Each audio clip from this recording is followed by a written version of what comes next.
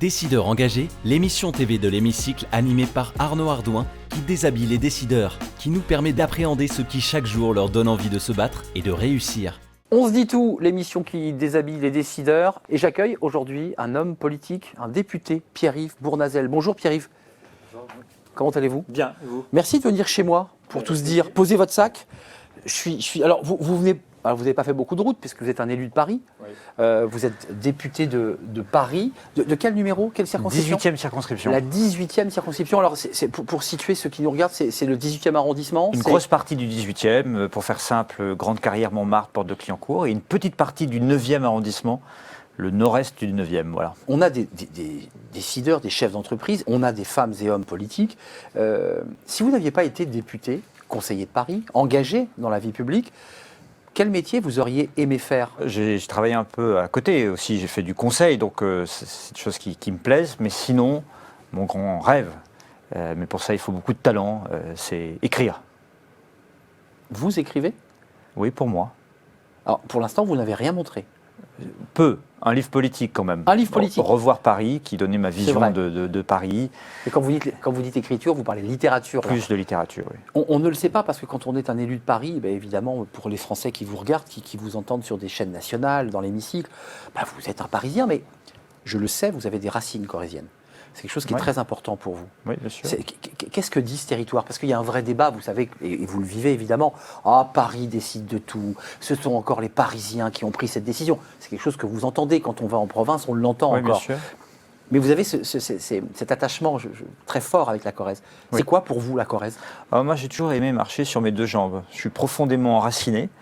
J'aime le territoire d'où je viens. D'abord, je suis né dans le Cantal, à Rion-Esmontagne. C'est vrai que j'ai vécu en Corrèze.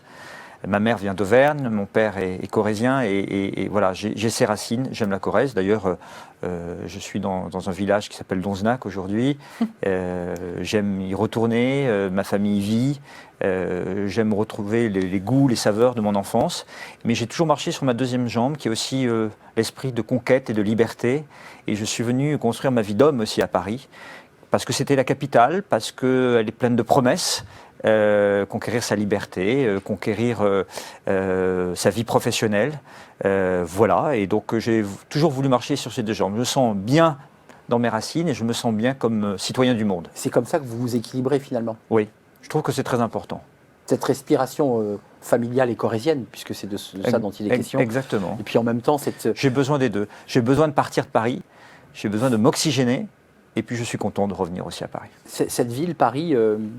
Dans 25 ans, vous me dites, moi je ne serai peut-être plus un homme politique. Personne n'en sait rien d'ailleurs. On ne sait jamais, mais c'est peu probable. Paris, dans 25 ans, vous la voyez comment, cette capitale qui est malmenée, brocardée, critiquée dans sa gestion, dans la manière dont s'organisent les déplacements, la manière dont les voitures peinent à circuler, enfin tous les débats qui sont posés aujourd'hui aux Parisiens et à tous ceux qui veulent d'ailleurs entrer dans Paris. Comment vous la regardez, cette ville que vous aimez? Justement, je suis un amoureux de Paris, donc... je n'aime pas le Paris bashing, mais force est de constater que notre vie quotidienne s'est dégradée. Je suis un amoureux de Paris parce que Paris, c'est la plus belle ville du monde. On a une histoire et un patrimoine exceptionnel. Dans le 18e en particulier, je m'autorise, parce que c'est un lieu si particulier. Exactement. Et Montmartre, par exemple, est un village. Il faut garder cet esprit aussi. Ce n'est pas toujours évident. Et puis, ce que j'aime à Paris, c'est aussi l'énergie. C'est une ville où il y a beaucoup de volonté, beaucoup de créativité, en matière économique comme en matière culturelle. Mais notre qualité de vie s'est dégradée. Problème de tranquillité, la saleté des rues, mauvaise gestion des travaux, le bruit, la pollution, tout ça devient assez lourd à gérer. Et modestement, avec un certain nombre d'élus à Paris, dans un petit groupe qui s'appelle Indépendants et Progressistes, avec Delphine Burkli, Florence Berthoud, Catherine Ibled, Alexis Govsian et Anna Seba. On essaye de faire vivre une autre vision de celle de Madame Hidalgo et une autre vision d'ailleurs de celle de Madame Dati, d'élus enracinés aussi dans leur territoire, qui connaissent très bien les Parisiennes et les Parisiens. Juste pour rester, avant que vous répondiez aux questions évidemment de G-Collect et du Collège de Paris, qui sont des questions qui nous ramènent à la formation, à l'inclusion.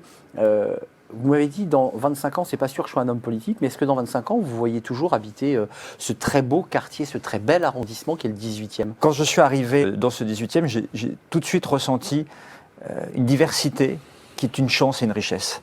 Voilà, j'aime me promener aussi bien à Montmartre qu'à la porte de Clignancourt, à Miro-Saint-Plon, à Jules-Geoffrin, dans les grandes carrières, à Anvers. J'aime rencontrer des gens, il y a des gens divers. C'est au fond cette circonscription, une circonscription de la diversité sociale, de la diversité générationnelle, de la diversité d'origine.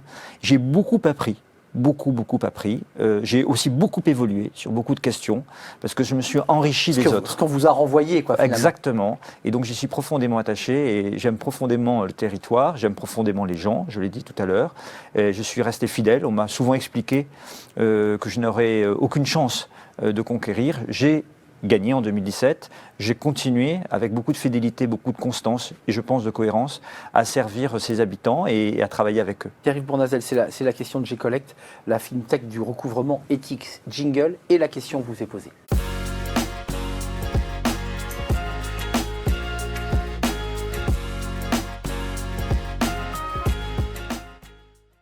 La question de G-Collect, la fintech du recouvrement éthique. Vous avez choisi, Pierre-Yves Bournazel, la 4e question. Les entreprises, les institutions ont un rôle majeur à jouer pour développer une économie plus inclusive, plus éthique, plus solidaire. Quels sont vos engagements? Et j'ai envie de prolonger cette question G-Collect par vos engagements aussi sur le mariage pour tous, qui était un combat important pour que les couples homosexuels puissent se marier. Et d'ailleurs, vous vous êtes arrêté là, puisqu'il y a un débat aujourd'hui sur GPA et d'autres sujets qui suscitent l'actualité. Ce fut un de vos combats aussi. Sur cette question de l'inclusion, d'ailleurs, qu'est-ce que vous y mettez comme définition, vous, à ce mot inclusion, qui est un peu un mot valise quand même? Pour moi, l'inclusion, c'est essayer de fédérer et de rassembler pour faire société, pour avancer ensemble, au-delà de nos différences. Voilà, c'est quand même important.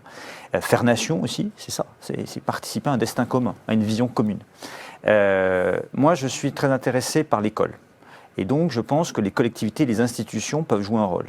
Et pour qu'un enfant qui, au départ, a moins de capital social ou moins de capital culturel puisse réussir, on a fait notamment le dédoublement des classes en zone d'éducation prioritaire. Et ça, c'est une réforme que j'ai profondément suivie et qui marche, donner plus à ceux qui ont moins. Aujourd'hui, sur les fondamentaux, ces enfants ont mieux réussi à l'apprentissage du calcul, de la lecture ou de l'écriture. Dispositif REP, Oui, REP et REP+. Et REP+. Hein. Ouais. Je souhaiterais, moi, que les collectivités aillent plus loin, accompagnent ça, notamment sur l'apprentissage de la langue française pour les parents qui la maîtrisent mal. Car un enfant qui rentre dans son foyer et qui a des parents qui maîtrisent mal la langue française est un enfant qui accumule encore des difficultés pour apprendre à l'école. Et moi, je propose ça depuis de nombreuses années. Des associations formidables le font. Il faut le diffuser, il faut en faire une cause. Dans le 18e notamment d'ailleurs. Voilà, il faut en faire une véritable cause nationale, portée par les collectivités locales au plus près du terrain, pour aller voir un par un ses parents, parce que ce n'est pas toujours facile de dire oui, je ne maîtrise pas la langue, et leur proposer du soutien pour apprendre la langue française. Apprendre la langue française, c'est apprendre aussi l'âme du pays, c'est apprendre aussi son histoire, et c'est lui donner le goût, au fond, de la nation et de la société dans laquelle on vit tous ensemble. Un sujet important, l'inclusion, c'est aussi les personnes handicapées, c'est aussi la capacité. Me venait à l'idée, quand vous évoquiez tout à l'heure les associations d'aide aux enfants et aux parents, je pensais à la Goutte d'Or, parce que c'est un quartier qui est symbolique, qui est connu non seulement des Parisiens, mais aussi, je dirais presque, de la France entière. Je trouve qu'il a beaucoup changé, ce quartier. Alors, il y a encore des familles d'origine étrangère qui maîtrisent mal la langue, j'imagine. C'est un vrai sujet, ce quartier. Oui, ça peut, parce qu'il y a beaucoup de primo-arrivants. Et donc, je pense qu'une bonne politique d'intégration, c'est d'abord la langue, c'est la transmission, c'est le patrimoine. Voilà, la langue, c'est le patrimoine. Parce que quand on maîtrise la langue, on discute plus facilement avec ses voisins, on s'intègre mieux dans son quartier, on discute avec les commerçants, on va pouvoir discuter avec les enseignants, et puis on va pouvoir transmettre la langue à ses enfants dans de bonnes conditions. Et ça, c'est important. Et c'est l'intégration économique, parce que pour trouver un emploi, pour avoir un débouché d'une vie sociale, la langue, c'est fondamental. La question, elle fait écho évidemment à ce que vous avez déjà introduit dans cette réponse, l'éducation, l'école, c'est la question du Collège de Paris, jingle, et je vous pose la question, Pierre-Yves Bournazel, juste après.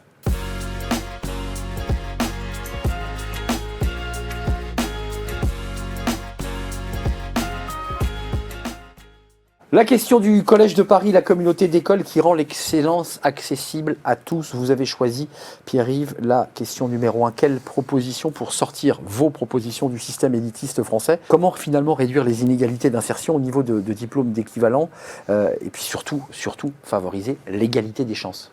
Alors l'égalité des chances, pour moi, c'est un fil conducteur majeur de toutes les politiques publiques. Moi, je me bats beaucoup sur l'égalité des chances. J'ai donné l'exemple tout à l'heure du dédoublement des classes pour aider ceux qui ont moins au départ. Je pourrais parler du pass culture, c'est-à-dire d'aider les jeunes à accéder à la culture.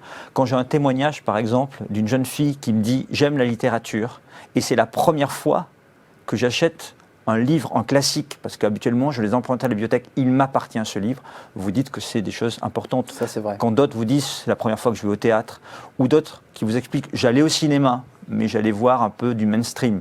Là, maintenant, je suis allé voir un film dans un cinéma d'arrêt d'essai, parce que sinon, je n'aurais pas utilisé cet argent personnel, parce que le budget est contraint pour aller le voir. Vous dites que ce pass culture, c'est aussi l'égalité des chances, c'est promouvoir cette nouvelle génération et pour lui donner des chances d'accéder à la culture. Et je pense qu'il y a un sujet majeur, c'est l'apprentissage. Il y avait 200 et quelques mille apprentis en 2017, il y en a 700, un peu plus de 700 000 aujourd'hui. Oui. Je crois qu'il faut former au maximum les jeunes générations, que ce soit sur des filières courtes ou des filières plus longues. L'apprentissage, ce n'est pas uniquement pour des jeunes, il le faut bien sûr, et on a de bons résultats en la matière. Et pas que du manuel. Qui sortent tôt de l'école, du système scolaire classique et qui ont des métiers manuels. Et ils ont souvent d'ailleurs des débouchés, de l'emploi, un revenu et une dignité sociale. Et c'est bien, et on a beaucoup progressé en la matière. Vous avez raison, il faut le redire. Faire. Mais quand on fait des études plus longues, quand on va à l'université, il faut aussi se former. Et beaucoup de choses ont été mises en place. Il faut aller beaucoup plus loin en la matière. Je pense que pour qu'on ait des débouchés, il faut mieux orienter vers les filières qui ont des débouchés. Et il faut aussi permettre aux jeunes d'accéder très vite à l'entreprise, apprendre des métiers, les connaître, s'épanouir, éventuellement changer de cursus pour aller vers un emploi stable. Et peut-être aussi former certains professeurs qui sont, pour certains, je le dis sans acrimonie, un peu éloignés du monde de l'entreprise. Il faut des passerelles. Et oui, et qui de fait n'orientent pas forcément très bien au bon endroit les élèves qu'ils ont sur leurs responsabilités. C'est un sujet. Il faut des passerelles entre le monde de l'école, le monde de l'entreprise. Il faut faire sortir les enfants de l'école pour qu'ils connaissent le monde de l'entreprise. Et il faut faire entrer aussi le monde de l'entreprise dans le monde de l'école pour qu'il y ait des échanges, évidemment, avec les élèves, mais aussi les enseignants. Pierre-Yves Bournazel, là, moi je m'adresse à un homme politique, vous aurez une minute juste après ce jingle, c'est la question de l'hémicycle. Si vous aviez le pouvoir, Pierre-Yves Bournazel, qu'est-ce que vous aimeriez changer ?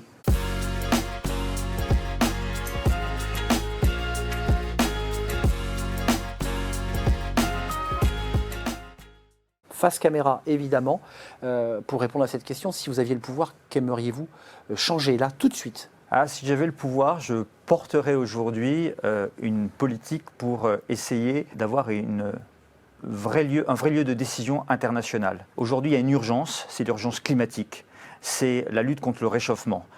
Il faut agir vite, il faut transformer profondément nos modèles de production et de consommation. On ne pourra pas le réussir uniquement à l'échelle française ou même à l'échelle européenne. Il faut donc travailler avec tous les autres pays et il y a beaucoup de retard pour assurer à la fois le développement, la croissance et en même temps transformer donc notre modèle. Et donc il faut qu'il y ait le bon échelon, et le bon échelon, c'est un échelon international. Or aujourd'hui, il n'existe pas. Nous avons avancé avec les accords de Paris, il y a des dialogues entre les nations, mais il faut des lieux d'instances, des instances de décision extrêmement efficaces pour répondre très vite à cet enjeu du défi climatique. Merci Pierre-Yves Bournazel, un ONU climatique. Exactement. Qui ne dit pas son nom. Merci de nous avoir rendu visite dans On se dit tout, c'est un vrai plaisir de vous accueillir. On se dit tout est terminé, mais on se retrouve évidemment la prochaine fois pour de nouvelles aventures, de nouvelles rencontres. D'ici là, portez-vous bien. Bye bye. Décideurs engagés, l'émission TV de l'Hémicycle animée par Arnaud Ardouin qui déshabille les décideurs, qui nous permet de mieux les connaître dans l'intimité et d'appréhender ce qui chaque jour leur donne envie de se battre et de réussir.